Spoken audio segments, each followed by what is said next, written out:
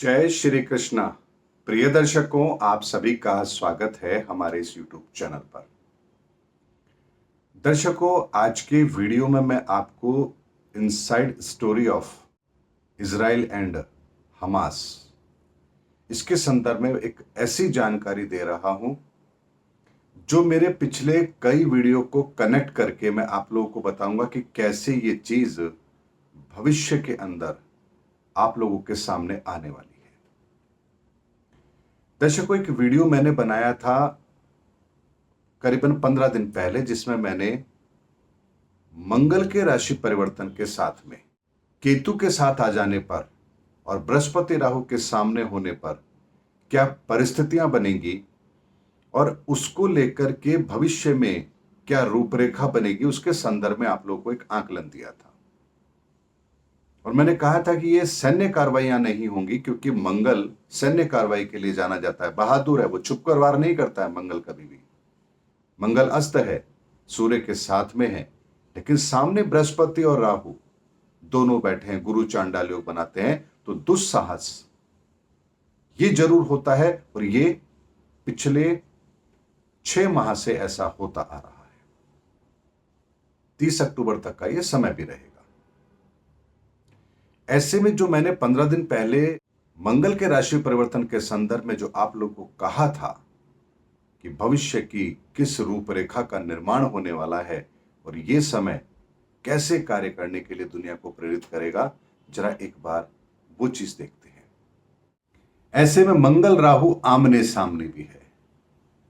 दृष्टि से अगर हम देखें तो एक तरीके से अंगारक योग का निर्माण है। तो क्या कुछ ऐसा घटित होगा जो इस संसार के लिए अनिष्टकारक हो? तो इस बात को समझने से पहले एक बात को हम समझते हैं। ग्रहों की परिस्थिति ये तय करती है कि घटना क्या घटेगी। मंगल इस पूरे समय पर यानी 30 अक्टूबर को लगभग 4-5 बजे के आसपास जैसे ही केतु का राशि परिवर्तन होगा, ये युति खंडित होगी। लेकिन इस पूरे समय में यानी 3 अक्टूबर से लेकर 30 अक्टूबर तक की यदि मैं बात करूं तो इस समय पर मंगल अस्त अवस्था में रहेगा। और मंगल अस्त अवस्था में इतनी ताकत नहीं रखता कि वो इस संसार के अंदर कुछ अनिष्ट कारक करवाने की ताकत दे दे। लेकिन ये परिस्थितियां कैसी बन रही है? परिस्थिति ऐसी बन रही है कि सूर्य भी साथ में है, और सूर्य के साथ होने के कारण से सूर्य ग्रहों का राजा है, मंगल सेनापति कहा जाता है। ऐसे में राजा यदि सेनापति को साथ लेकर के किसी दौरे पर जाए तो वो उस स्थान पर जो जो कमियां हैं उनको नोटिस करता है और उसको सुधारने का प्रयास करता है। गुरु चांडाल योग पिछले 6 माह से बनता आ रहा है, 30 अक्टूबर तक रहेगा। ऐसे में सूर्य का मंगल के साथ में होना यानी कि सूर्य के सानिध्य में मंगल का होना, अस्त अवस्था में होना और केतु के भी साथ आ जाने के कारण से यहां पर एक चीज जरूर होगी, और वो ये एक बड़ी सुधार प्रक्रिया की रूपरेखा यहां जरूर बनेगी। यानी 3 अक्टूबर से लेकर 30 अक्टूबर के मध्य में कुछ ऐसे निर्णय संसार के लिए ऊपर वाला करने वाला है जो कहीं ना कहीं हमारी सुरक्षा, हमारे बेहतर भविष्य के लिए होगा। और ये जो घटना होगी इस समय पर, वैसे कोई घटना घटित नहीं होगी, लेकिन इस समय पर ऐसे बहुत सारे काम होने की प्रबल संभावना बनेगी जो भविष्य के अंदर मानवता की रक्षा के लिए कार्य करे। क्योंकि सूर्य मंगल को साथ लेकर के भ्रमण कर रहा है, अपनी परिस्थितियों को जांच रहा है। मंगल के हाथ बंधे हुए हैं, वो यहां कोई सैन्य कार्रवाई नहीं करेगा, कोई अपनी ताकत का प्रदर्शन नहीं करेगा, केवल राजा के अधीन होकर के केवल व्यवस्थाओं का जायजा लेगा। यानी कि जैसे राजा नगर भ्रमण के लिए जाता है अपने सेनापति, अपनी सेना को साथ में लेकर के, और उसके बाद में वो वहां की परिस्थितियों का अवलोकन करता है और वहां जो भी सुधार की गुंजाइश होती है उसको पूरा करने का प्रयास करता है, उसके संदर्भ में निर्णय लेता है कि ठीक वैसी ही परिस्थितियां हैं। और 30 अक्टूबर के बाद में जैसे ही राहु अपना राशि परिवर्तन करेगा, केतु का भी राशि परिवर्तन होगा और उसके बाद फिर एक नई युति बनेगी कि बृहस्पति और शनि के मध्य में राहु होगा, अर्थात जो नहीं सुधरे उनको सुधारने के लिए उंगली टेढ़ी की जाएगी। दर्शकों, अब इसके बाद में एक बात आती है कि क्या यह समय साधारण तरीके से निकल जाएगा? तो आने वाले समय के अंदर इस पर्टिकुलर कालखंड की जब मैं बात करता हूं, अक्टूबर माह की जब मैं बात करता हूं, 30 अक्टूबर तक का समय है। 2 युतियां यहां पर समाप्त होंगी, गुरु चांडाल योग भी खत्म होगा और मंगल केतु का ये जो संबंध है ये भी खंडित होगा और राहु बृहस्पति और शनि के मध्य में जाएगा। वहां के बाद अगले 6 माह की क्या परिस्थिति बनेगी, इसके संदर्भ में मैंने आप लोगों को 8 दिन पहले एक वीडियो दिया था कि आने वाले 6 माह में बहुत रोमांचित करने वाले हैं। अब जरा देखिए कि उस वीडियो के अंदर मैंने क्या कहा था। दर्शकों, अगले 6 माह बहुत विशेष रहने वाले हैं और बहुत विशेष इसलिए क्योंकि समय भी कुछ अलग तरह का है और उसमें बहुत सारे काम भी ऐसे होने हैं जो कुछ अलग तरीके के हैं। दर्शकों, 3 अक्टूबर के बाद से मंगल का राशि परिवर्तन होगा 30 अक्टूबर तक। बहुत सारे ऐसे योग बनेंगे जो दोनों तरह के फल देंगे। उसके बाद में राहु की जो स्थिति बनेगी बृहस्पति और शनि के मध्य में, वो भी कुछ अलग तरह के परिणाम देगी और अप्रैल 2024 तक यही स्थितियां कुछ अलग अलग तरह से चलेंगी। उसके बाद अंगारक योग का निर्माण होगा। ऐसे में लगातार एक के बाद एक युति ब्रह्मांड में ग्रहों की बन रही है जो पिछले कुछ सालों से चल रही प्रक्रिया को आगे बढ़ाने का काम करेगी। लेकिन ये 6 माह का समय बड़ा ही रोमांचक होगा क्योंकि कोई भी युति जब बनती है तो उसके दोनों प्रभाव हमको देखने को मिलते हैं। जो वर्तमान में ग्रहों की परिस्थिति बन रही है ये आसुरी शक्तियों को भी और दैवीय शक्तियों को भी, दोनों को बराबर की ताकत देगी क्योंकि कोई भी परिस्थिति सभी के लिए शुभ हो यह संभव नहीं है। इसीलिए दर्शकों, आने वाले 6 माह आपको बड़ा रोमांचित करेंगे। अलग अलग तरह की घटनाएं होंगी, विचित्र सा माहौल होगा, वार प्रतिवार होंगे और ये समय लगातार एक के बाद एक, यानी एक युति खत्म होगी दूसरी युति शुरू होगी, दूसरी युति खत्म होगी तीसरी युति शुरू होगी और ये सब घटनाक्रम अगले 6 माह बहुत बड़े परिवर्तनों को लाने की ताकत रखता है और ये परिवर्तन की नींव इन 6 माह में रखी जाएगी जो आने वाले समय के लक्ष्यों को प्राप्त करने में मददगार होगी। क्योंकि 2027 तक का समय यदि परिवर्तन का है, दुनिया को बदलना है, तो हर पल प्रतिपल कुछ ऐसा तो जरूर घटित होगा जो हमें अपने लक्ष्य की ओर लेकर जाएगा। और इसीलिए अक्टूबर का माह जब से लगेगा तब से परिस्थिति ऐसी ही बनेगी, रोज नई परिस्थितियां बनेंगी, नए एक्शन हम लेंगे और जो एक्शन हम लेंगे वो ये तय करेंगे कि हमें परिणाम क्या प्राप्त होंगे।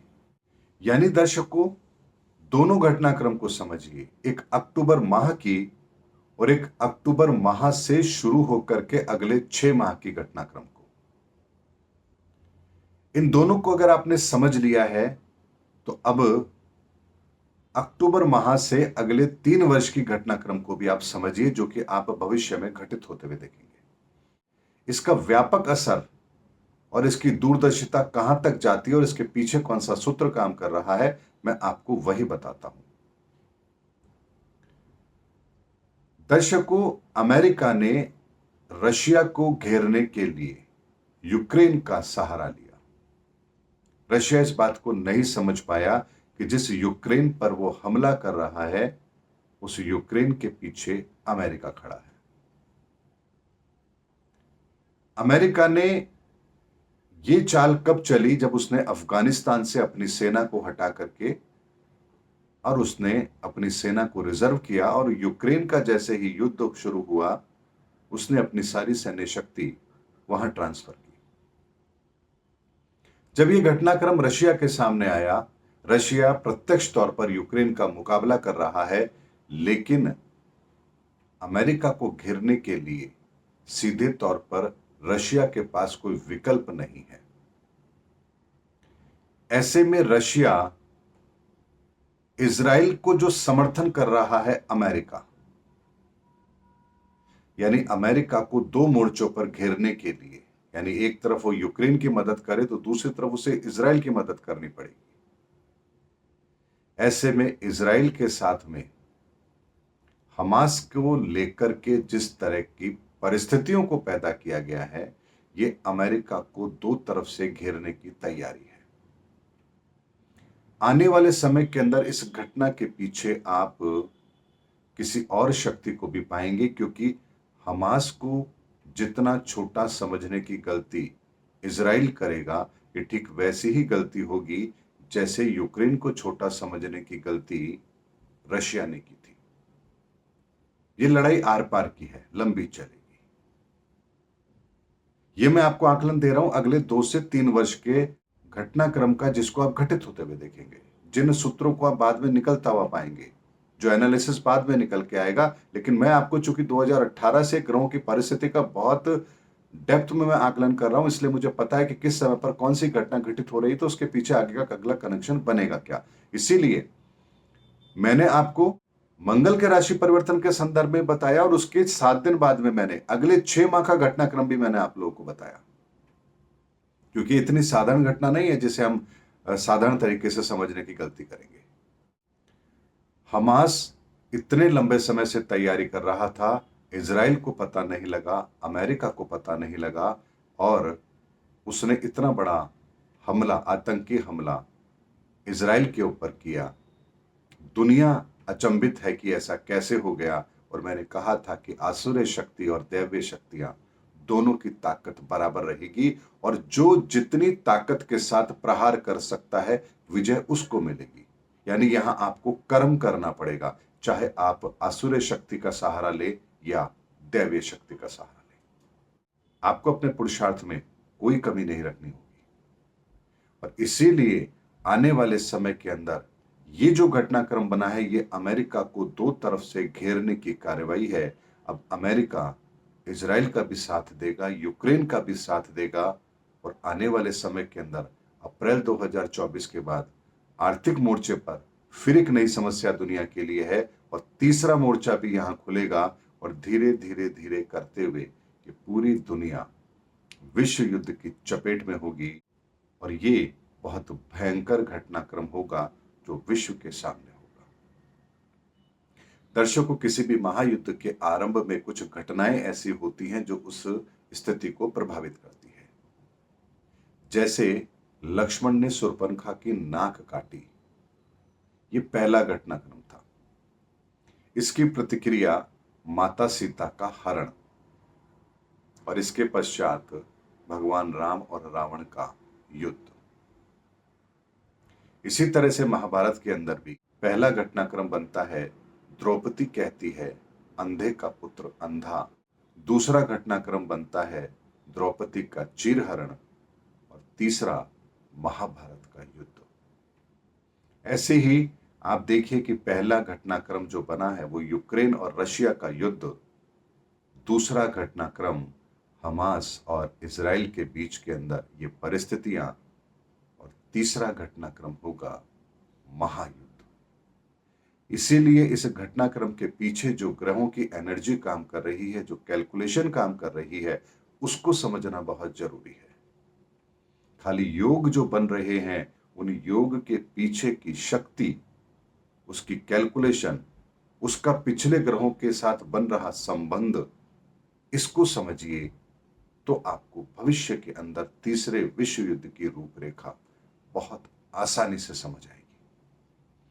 उम्मीद करता हूं दर्शकों, मैंने आपको आज के इस वीडियो के अंदर गहनता के साथ आपको यह बताया है कि ये जो घटनाक्रम बना है, इसकी इनसाइड स्टोरी क्या है, क्यों ऐसा हुआ, कारण क्या रहे, और परिणाम क्या होंगे।